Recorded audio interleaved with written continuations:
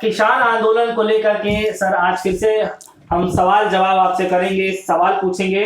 Sir हमारा sir आज का सवाल है कि सुप्रीम कोर्ट ने जो है एक सर बड़ा बयान दिया है, कह रहा है कि गाजीपुर बॉर्डर पे चाहे तमाम जितनी भी जगह है, अगर किसानों को गांव बसाना है तो बसा लीजिए, लेकिन दूसरे की जो जिंदगी है वो बाधित ना करें। कैसे देखें? आप कितने दिन से गाजीपुर बॉर्डर पे आ जा रहे हैं? मैं समझता हूं पिछले 4.5 महीने से, जब से लगातार आंदोलन चल रहा है, आप रेगुलर कवर कर रहे हैं, डेली कवर कर रहे हैं गाजीपुर बॉर्डर को। आप सिंगू बॉर्डर भी गए हैं, आप टिकरी बॉर्डर भी गए हैं। आपने कभी देखा है कि गाजीपुर बॉर्डर पर कभी भी किसानों ने कहीं किसी को रोकने की कोशिश की है या उन्होंने रुकावट डाल रखी है? कहीं एक भी कोई उदाहरण बता दिया जाए? कहीं भी नहीं। दोनों रोड फर्स्ट क्लास चलते थे, इधर से जाने का भी और आने का भी। उन्हें किसने बंद किया है? 26 जनवरी के बाद अगर बंद किया है तो पुलिस ने किया है, दिल्ली गवर्नमेंट ने बंद किया है, दिल्ली पुलिस ने बंद किया है। किसानों ने कहीं भी उसको रोका नहीं है किसी भी हालत में। यहां तक कि आप जरा देखेंगे कि जो जरूरी वो है, आज भी जब पुलिस ने रोक रखा है उस सब के बावजूद भी किसानों की तरफ से बाकायदा रास्ता दिया गया हुआ है। चाहे कोई एम्बुलेंस आती हो या इमरजेंसी में कोई भी चीज आती हो, लगातार उनके लिए रास्ता दिया गया है। लगातार कहीं किसानों ने कोई रोका नहीं है। तो ये जो किसानों पर आरोप लगाया जा रहा है, ये बहुत ही बेबुनियाद एक आरोप है। किसानों ने पूरे आंदोलन में किसी का रास्ता तब से लेकर अब तक कभी नहीं रोका है, कहीं नहीं रोका है। वो लगातार शांतिपूर्वक तरीके से अपनी बात सरकार को कह रहे हैं, लेकिन सरकार कान में रुई डाल के बैठी है, कान बंद करके बैठी है, आंखें बंद करके बैठी है, और संवेदनहीन सरकार है जो इस देश के 14 करोड़ 64 लाख किसानों की बात सुनने को तैयार नहीं है।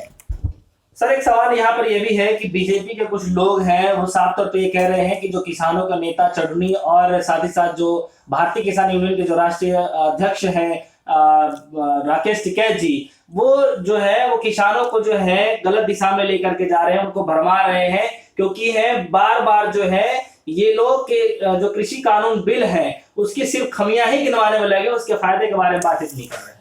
राकेश टिकैत जी, गुरनाम चढ़ूनी साहब, डॉक्टर दर्शनपाल जी, राज्यवाल साहब, दलेवाल साहब, ये जितने भी लोग हैं, इवन उग्रहा साहब और कीर्ति किसान यूनियन के जो भी लोग, जितने भी लोग हैं, ये सारे के सारे ये जो कृषि कानून है, इन कृषि कानूनों का सच लोगों को बता रहे हैं। वो गुमराह नहीं कर रहे। जहां तक राकेश टिकैत जी की बात है और चढ़ूनी साहब की बात है, ये तो बहुत ही मतलब सीधे सच्चे लोग हैं।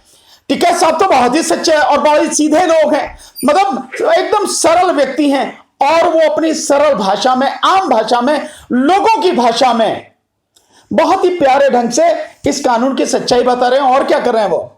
अगर तुम कहते हो, बीजेपी वाले कहते हैं कि इसमें अच्छाइयां जो हैं उन्हें वो नहीं बता रहे, तो मैं तुमसे पूछता हूं, तुम ही बता दो अच्छाइयां।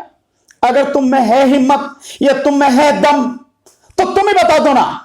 अगर तुम्हारे गुर्दे में दम है तो तुम बताओ इनको कि ये इस कानून में अच्छाई है। तुम भी जानते हो कि इस कानून में कोई अच्छाई नहीं है।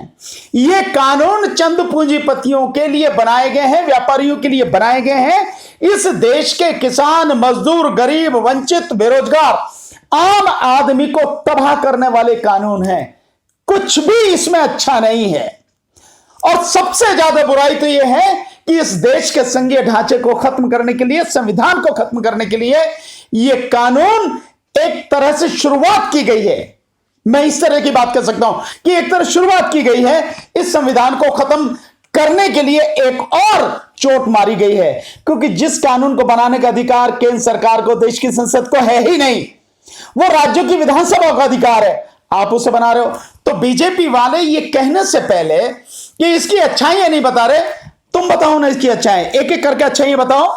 शुरू से लेके जो इसेंशियल कमोडिटीज एक्ट है उसमें जो सारी रुकावटें जो इन्होंने हटाई हैं, जो भंडारण की क्षमता पर जो रोक थी वो हटाई है, उससे क्या फायदा होगा बताओ। तुम बता सकते हो? नहीं बता सकते। तुम्हें भी मालूम है कि कुछ अच्छा है ही नहीं।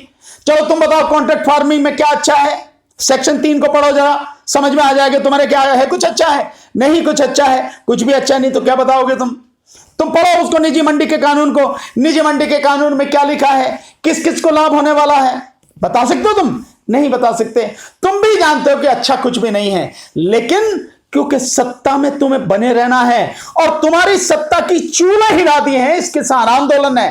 और विशेषकर जब से राकेश टिकैत जी जो है उनको लगातार इस देश की जनता पसंद करने लगी है और उन्होंने इस आंदोलन में एक नई जान फूकी है, तब से वो आपकी आंखों की किरकिरी बन गए हैं। गुरनाम चढ़ूनी साहब, क्योंकि गुरनाम सिंह चढ़ूनी साहब जिस तरह से मजबूती के साथ डटे हुए हैं और हरियाणा में विशेषकर उनका जो प्रभाव नजर आ रहा है, देखने को नजर आ रहा है, और उसके माध्यम से पूरे देश में जिस तरह से उनको लोग किसानों का जबरदस्त नेता मानने लगे हैं, उनसे तुम्हारी चीलें हिल गई हैं, तुम्हारी टांगें कांपने लगी हैं। इसलिए तुम ये कह रहे हो। तुम ये ना कह के कि एक इनकी बुराई बता रहे हैं, तुम अच्छाई बताओ तुम पूरी तरह से। भाई तुम्हारे जो कृषि मंत्री हैं, उन कृषि मंत्री ने जो सुझाव दिए थे किसानों को, 10-12 पेज के जो सुझाव दिए थे, और उसके बाद में जो तुम्हारे कृषि मंत्री ने लेटर लिखा था, ओपन लेटर लिखा था किसानों को, वही तो है तुम्हारे सुझाव। और क्या है, इसके अलावा तो कुछ नहीं है ना। जरा उन्हें पढ़ लो, आंख खोल के पढ़ लो। और मैंने इस कानून के ऊपर, तीनों कानूनों के ऊपर पूरा डिटेल में लिख दिया है। बहुत जल्दी वो प्रिंट होकर आपके सामने होगा, उसके जवाब दे देना। प्रधानमंत्री मोदी सरकार, तुम्हारे कृषि मंत्री, इनके सारे जितने भी सवाल उठाए हैं प्रमाण सहित उसके जवाब दिए हैं मैंने। उसे पढ़ लेना, फिर बता देना तुम्हारी अच्छाई क्या है इसमें। सो ये जो आरोप लगाए जा रहे हैं बेबुनियाद